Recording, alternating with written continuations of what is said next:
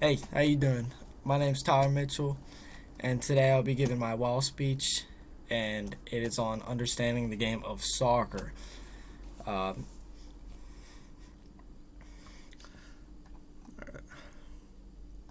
I've played soccer every year since I was the age of 4 when my dad put me into the Little League. Over the years, I've gotten a great understanding of the game and have accomplished many things during my time playing. Uh, Alright. So, the history of the game soccer dates back way to 206 BC to 220 BC, when the Chinese made a concept of the sport called Siju, where they'd use a wide mix of animal skins, skulls, and other objects to kick around. It's weird. The first FIFA World Cup was held in Uruguay in 1930, and Uruguay actually won the entire thing. A creepy fact about soccer is that up until 1908, soccer balls were actually made of stomach tissue from dead prisoners. Uh, Soccer has become the world's most popular sport with over 265 million active players worldwide. That's a lot of people to be playing one game. The largest soccer stadium is actually North Korea, of all places, sitting at a capacity of 114,000 people. Understanding the positions on an offense can be tricky. On the field, there are 11 positions, but they are divided into two different categories, offense and defense. Starting with offense to start off, there's striker, the leading offensive threat, who plays furthest forward, usually hanging back with the other team's last defender waiting for a breakaway on goal. Depending on the offense, there's usually one striker, but there can be two. A forward is typically a secondary striker that plays far up, but is more of a possession type of player, dishing out balls. Then there's the left and right midfielders. There are players who play towards the edge of the field, typically getting the ball and passing it to the midfield for a shot on goal. Say I'm outside on the edge of the field.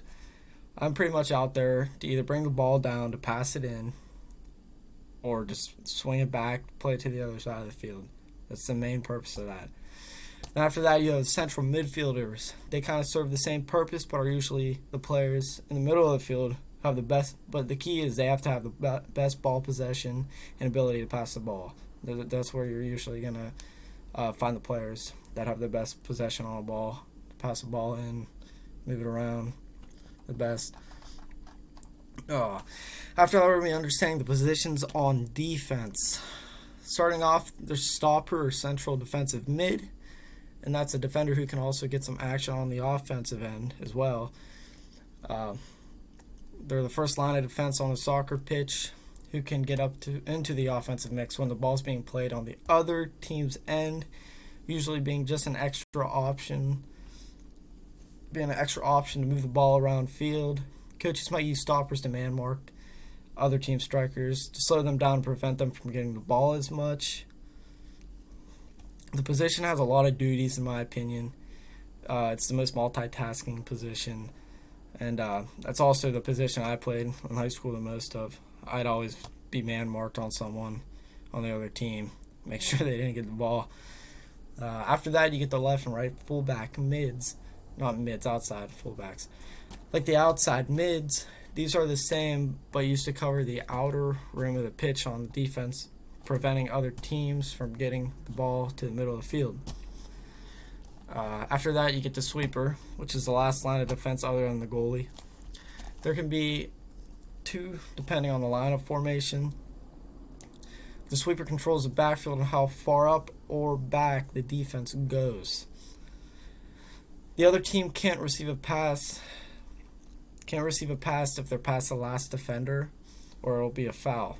It's their job to keep the defense intact entirely. After that, we go to the goalkeeper, the most known position on the soccer field.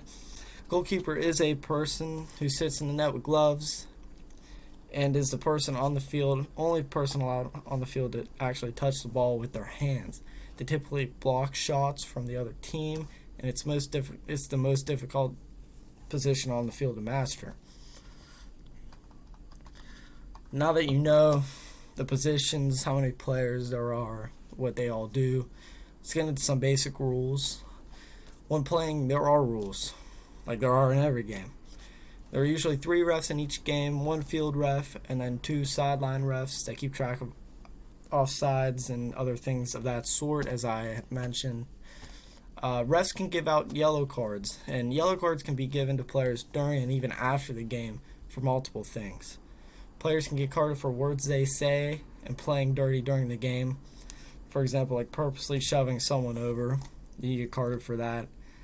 Basically a way of getting a penalty. After that, refs can give out red cards.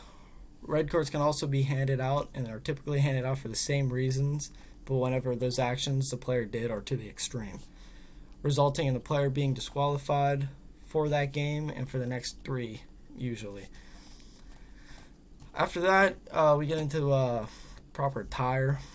All soccer players must have the proper attire when playing the game, including shin guards, which are to prevent cleats from damaging your shin badly. I've been hit in the shin with cleats sometimes, and it's awful. Even with these on, these are shin guards. They go on your shins, of course, and they help out a lot. After that, all players must have soccer cleats with the proper cleats on the bottom. Proper cleats on the bottom. All players must have the proper soccer socks that cover the shin guards.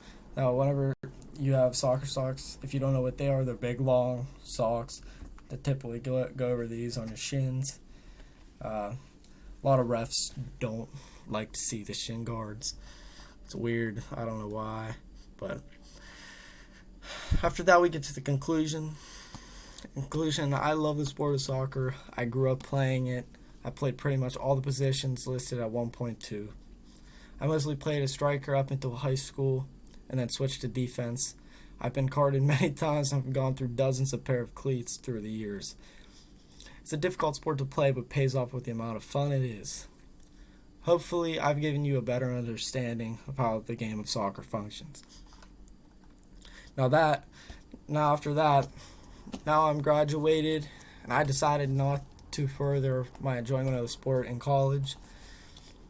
I look back and reminisce the number of memories, friends, and skills I acquired just from playing soccer.